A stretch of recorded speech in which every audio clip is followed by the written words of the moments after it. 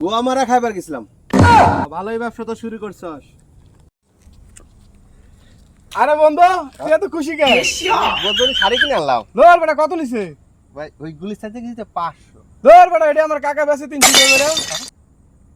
তুমি গোয়া মারা খাইছো?